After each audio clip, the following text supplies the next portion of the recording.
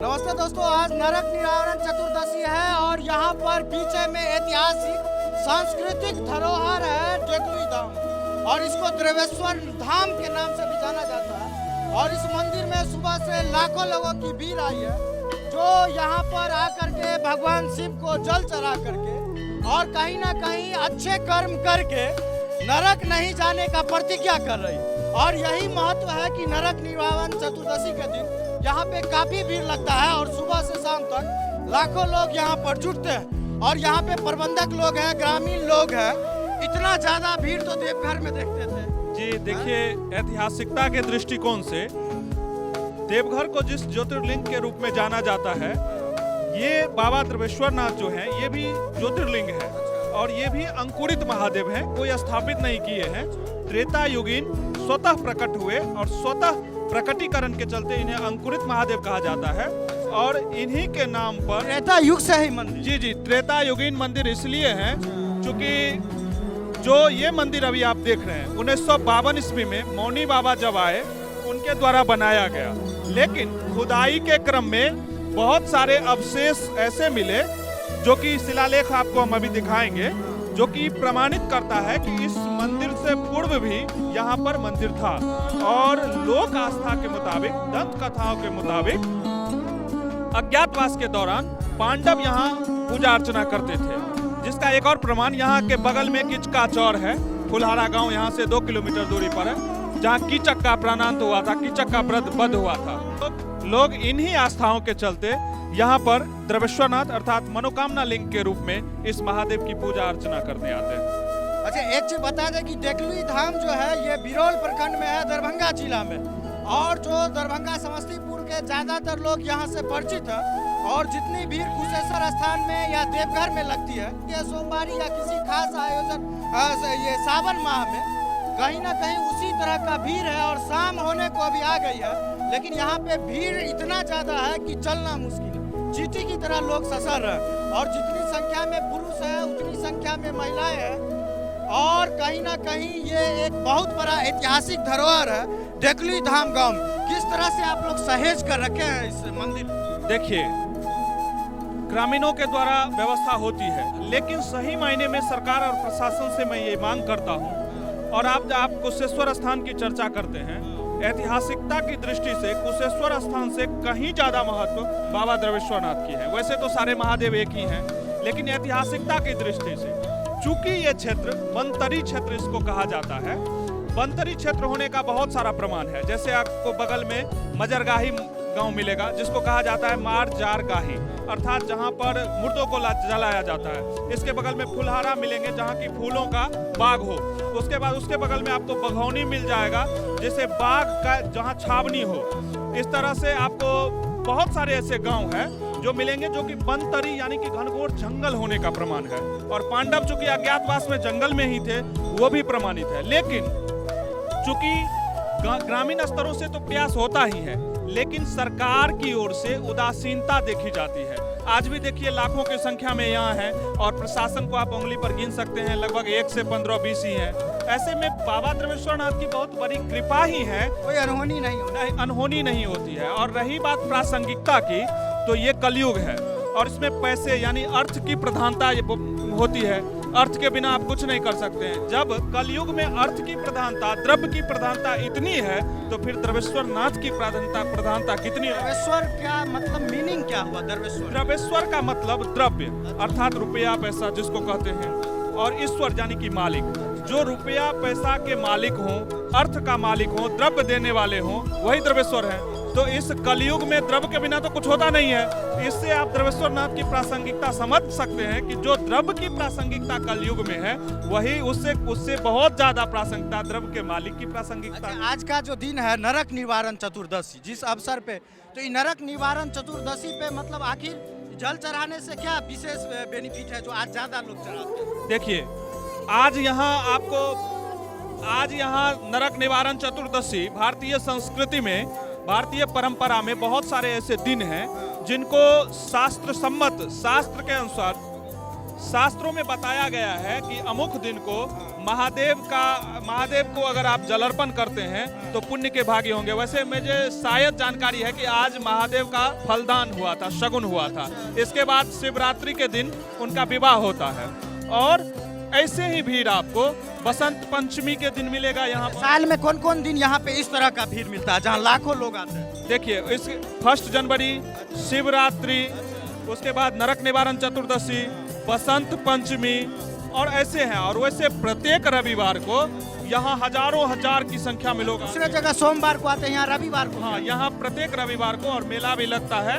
और इस पूरे कैंपस में इतनी संख्या नहीं होती है, लेकिन लगभग हजारों हजार की संख्या में यहाँ आते हैं और श्रद्धालु जलाभिषेक करते हैं। दोस्तों, देखने वाली बात यह है कि जो मुख्य सड़क है एसएच है, वहाँ से लेकर के मंदिर तक करीब 1 किलोमीटर होगा और चीटी ससरने का जगह नहीं है। 4, 5, 10, 20 प्रशासन के लोग इधर उधर हैं, लेकिन इतनी भीड़ होने के बावजूद लाखों लोग आ रहे हैं, जल चढ़ा करके स्वकुशल वापस आ रहे हैं। ये साक्षात भगवान की कृपा।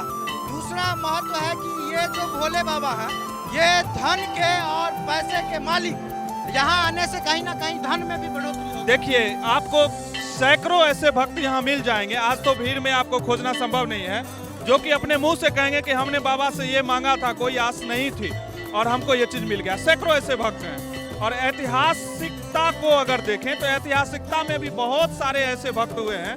एक घूरन राम पासवान थे जो कि मंदिर की खुदाई कर रहे थे। उन्होंने कहा कि हमको इस मंदिर से कोई पैसा नहीं चाहिए, हमको कोई मतलब जो रोजी होता है, रोज होता है, मेहनत नहीं चाहिए। और खुदाई के क्रम में उनको जैसो सोने का घड़ा मिल गया। बहुत सारे लोगों ने कहा कि नहीं, इसको मंदिर में दान करो। मौनी बाबा ने कहा कि नहीं, ये जो रोज लेकर के काम नहीं करता है, तो बाबा ने इसको रोज दे दिया है। ऐसी ऐसी अनेकों घटनाएं जो अपने आंखों से देखे थे उस समय में, वो व्यक्ति आज भी मौनी बाबा का जिक्र कर रहे हैं। पीछे में एक कुटिया दिखाए थे अभी, जिसमें कि वो रहते थे मौन धारण करके और किसी से मिलते जुलते नहीं। देखिए, मौनी अर्थात मौन। कितना साल पहले का ये बात होगा? ये बात हम कर रहे हैं 1949 ईस्वी की। 1949-50 को 52 में इस मंदिर के लिए पुनर्निर्माण की प्रक्रिया शुरू हुई। पुनर्निर्माण इसलिए क्योंकि त्रेता युग में यहाँ विशाल मंदिर था, जिसका अवशेष आज भी अगल बगल में आपको दिख जाएगा, रखा हुआ है। शिलालेख को आप देखेंगे, कारीगरी वहाँ पर वो देख सकते हैं। और उस समय से 20 वर्ष तक मौनी बाबा मौन रहे। 20 वर्ष तक मौन व्रत में रहे ना, वो किसी से बात नहीं करते। पूजा पाठ वो करते थे, पूजा पाठ यहाँ करते थे। आज तक उनको कोई नहाते नहीं देखा, कोई खाते नहीं देखा। एकांतवास में रहते थे। ग्रामीण लोग भी नहीं देखते। जहाँ पर उनको कहीं ना कहीं जो उनका भोजन था या जो उनका क्रियाक्रम था, वो आज तक तो कोई देखा नहीं। आज जैसे कि वो धुनी नमा करके कच्चा ओल उसमें पका करके खाते थे। अब समझिए कि सामान्य इंसान के लिए संभव है? ओल जो लाने नहीं निकलते थे, नहीं, वो सब हम लोग ग्रामीण की तरफ से व्यवस्था होती थी। और दूसरी बात ये कि मौनी बाबा को हम लोग साक्षात द्रवेश्वर नाथ के अंश के रूप में देखते हैं, शिवंशी के रूप में देखते हैं, क्योंकि आज तक कोई भी बात ऐसी नहीं हुई जो वो अपने मुंह से बताए होंगे। किसी को वचन दिए होंगे और किसी को वचन दिए कि आपका ये काम हो जाएगा और वो काम नहीं हुआ होगा। आज तक ऐसी कोई बात नहीं हुई है। नहीं तो आज जिस स्तर से साधु संत महात्माओं पर प्रश्न चिन्ह लगता है, वैसे में इस पूरे एरिया में केवल दोकली ही नहीं, बिरौल प्रखंड से लेकर दरभंगा जगह। मौनी बाबा जब एक्सपायर किए थे तो फिर उनको जलाया गया था। मौनी बाबा जब देहावसान उनका हुआ तो वो बताए कि अब हम अमुक तारीख को यहाँ पर एक जग हुआ। जग समापन के बाद वो कहने लगे कि हमको तुरंत गंगा किनारे ले चलो। तो बहुत सारे ग्रामीणों ने कहा कि बाबा कल चलते हैं। उन्होंने कहा कि नहीं, तुम लोग क्या चाहते हो, हमको आज ले चलो। और जग की पूर्णाहुति हुई, ग्रामीणों के द्वारा वाहन मंगाया गया और उनको लेकर के लोग गंगा किनारे अच्छा से प्राण त्याग। हाँ, गंगा किनारे ले गए। यहाँ गांव के 10 लोग गए थे, जो आज हमारे चाचा काका हैं, और गए। उसके बाद जब वो उनका अंतिम समय आया तो वहाँ बोला कि यहाँ पर हमको बैठाओ और तुम लोग सब चले जाओ। एकांतवास में वो बैठे, वहाँ से सबको हटाए। आधे घंटे के बाद जब पुनः ग्रामीण जो लोग साथ में थे गए तो बाबा निर्माण हो चुके थे, गत हो चुके थे। मूर्ति कैंपस में काहे नहीं बना है? मूर्ति बना हुआ है, ये आपको अभी हाँ देखा हुआ है और इसको आप देख सकते हैं। अच्छा, जो मंदिर है ये जो नया स्वरूप है मंदिर का, ये कब बना था? ये 1952 में बनना शुरू हुआ था और 2 साल में बन के जो 1952 की कलाकृति है, लेकिन बहुत ही नक्काशी करके अच्छे से बनाया गया। कहाँ से आए थे बनाने वाले में? काशी से दौलत राम और एक कारीगर थे जिनका मैं नाम बोल रहा हूँ, ये 2 कारीगर आए थे और पत्थर भी उसे बनारस से मंगवाया गया था और इसमें ईंट कहीं नहीं लगा हुआ है। जो भी निर्माण आप देख रहे हैं सब पत्थर का निर्माण है और काशी से वो दौलत राम मुझे याद है और एक और मिस्त्री थे, मौनी बाबा के माध्यम से ही मंगाए थे और उन्हीं की ये कारीगरी का नमूना है। सामान्य दिनों में यहाँ पे क्या क्या मतलब आयोजन होता है पूजा अर्चना के साथ? सामान्य दिनों में जैसे हर ज्योतिर्लिंग में पंडा जी का निवास होता है, तो हमारे गांव में 10 से 15 घर पंडा जी हैं। सबका मतलब 15-15 दिन का लगा हुआ है टाइम टेबल। उस 15-15 दिन में वो लोग आकर के विधिवत 3 बजे सुबह में प्रथम पूजा होती है। उस पूजा के बाद ही कोई ग्रामीण पूजा करते हैं और वो पंडा जी के द्वारा किया जाता है। 4-5 लोग रहते हैं, संध्या आरती होता है, रोज श्रृंगार होता है। जो परंपरा कहीं भी ज्योतिर्लिंग में आप देखे होंगे वही परंपरा यहाँ पर होती है। हमारे बगल में गोपाल जी है और काफी सामाजिक कार्य से जुड़े रहते हैं और इन्हीं के वजह से हमको भी सौभाग्य मिला कि जगह पे आके देखें, क्योंकि रोसड़ा मंडल से बाहर का क्षेत्र पड़ता है तो इधर कम आते हैं रिपोर्टिंग के लिए, लेकिन यहाँ आने के बाद काफी अच्छा महसूस हुआ और जितनी संख्या में यहाँ पे लोग हैं कहीं ना कहीं ये अद्भुत है किस तरह से यहाँ पे ये सब मैनेज होता है। और क्या कहेंगे आप? मंदिर का कमेटी है वो प्रबंधकारिणी कमेटी 1 महीना पहले से बैठक करके मेला के लिए स्पेशल कमेटी बनाती है। सबका काम वितरण किया जाता है, तुमको ये देखना है, तुमको ये देखना है। उसके बाद सभी अपने अपने कर्मस्थली पर मुस्तैद रहते हैं। प्रशासन का भी सहयोग मिलता है और भली भांति मेला संपन्न हो जाता है। पूरा गांव इन्वॉल्व रहता है? पूरा गांव इन्वॉल्व रहता अभी है। जैसे इतना लोग हैं, पूरा गांव के लोग लगे? पूरे गांव के लोग लगे रहते हैं और भूखे रहकर सभी पूरे गांव के लोग आज के दिन व्रत करते हैं और सभी अपनी सेवा यहाँ। अभी शाम हो गया, 5 बजने वाला, फिर भी भीड़ कब तक चलता है? ये अगले शाम तक चलेगा। सूर्यास्त होने के बाद ये धीरे धीरे तब तक सब लोग जल नहीं चला।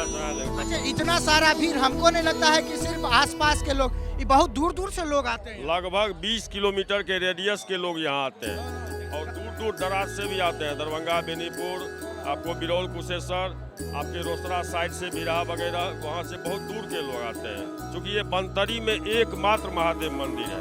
बनतरी का रेडियस आपको रोसड़ा से लेकर के उधर बेनीपुर, कमला नदी तक। जिस तरह का ये मंदिर है और जितना ऐतिहासिक है, पौराणिक है, सांस्कृतिक है, पर्यटन स्थल का दर्जा मिला इसको? आज तक नहीं मिला। हम लोग बहुत प्रयास किए। कीर्ति झा सांसद थे, उन्होंने भी कई बार आश्वासन दिया।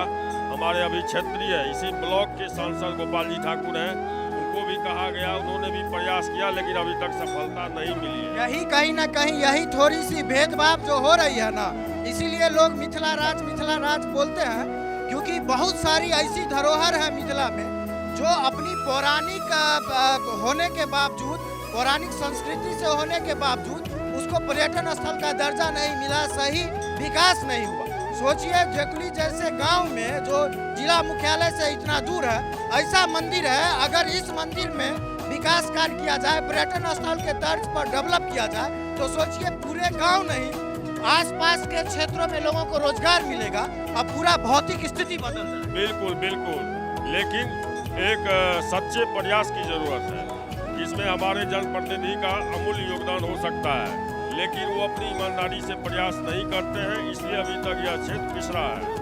ऐतिहासिक रहते हुए भी मंदिर पिछड़ा हुआ है। मंदिर का जो इतिहास है, धार्मिक महत्व है, मंदिर में जो श्रद्धालुओं की आस्था है भगवान भोले के प्रति, और जो भीड़ है, उससे आप समझ गए होंगे कि कितना महत्वपूर्ण यह जगह और भक्तों के दिल में कितना आस्था है। लेकिन इस आस्था को कहीं ना कहीं सरकार तक यहाँ के प्रतिनिधि नहीं पहुँचा पाए, जिस वजह से यह विकास से कहीं ना कहीं वंचित रह गया है। और सरकार अगर ध्यान दे तो ये जगह अगर पर्यटन स्थल रूप में डेवलप होगा तो आसपास के करीब 20 किलोमीटर तक के लोगों का कहीं ना कहीं डायरेक्ट और अनडायरेक्ट इसमें इन्वॉल्व होंगे और रोजगार मिलेगा। रोजगार के अवसर मिलेंगे, कहीं ना कहीं रोजगार का अवसर मिलेगा, जॉब क्रिएट होगा।